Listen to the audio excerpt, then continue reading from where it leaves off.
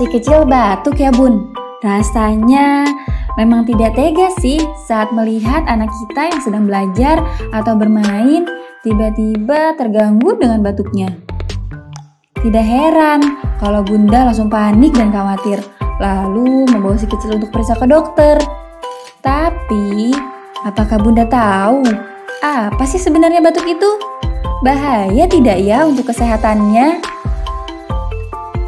Tahukah bunda, kalau batuk sebenarnya adalah refleks perlindungan tubuh yang bermanfaat loh. Hah?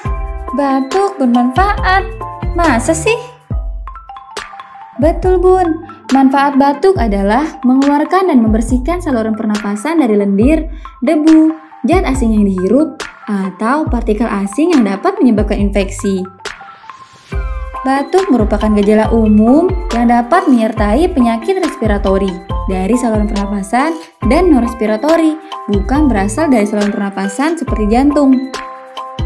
Terkait kesehatan putra-putri kita, mereka dapat mengalami batuk berkali-kali dalam sehari, sekitar 1-34 kali dalam 24 jam.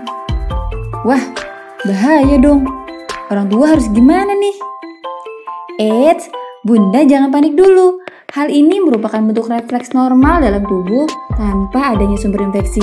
Namun, di sisi lain, bunda juga tidak boleh meremehkan batuk ini. Sebab, batuk juga bisa merupakan suatu gejala penyakit yang harus segera ditangani. Tapi, normal nggak sih kalau anak sering batuk? Apa jangan-jangan ada infeksi? Gini bun penjelasannya.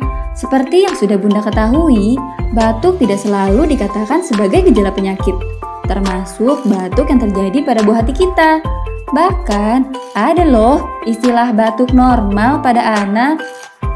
Studi menyebutkan bahwa batuk normal pada anak dapat terjadi bukan disebabkan oleh infeksi, melainkan bisa karena paparan asap rokok, asap kendaraan, atau yang lainnya.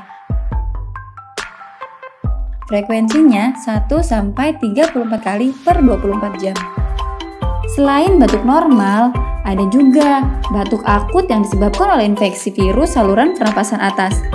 Biasanya, mayoritas buah hati kita terkena batuk karena sebab ini. Sebanyak 59% batuk akut yang menimpa mereka juga terjadi akibat common cold.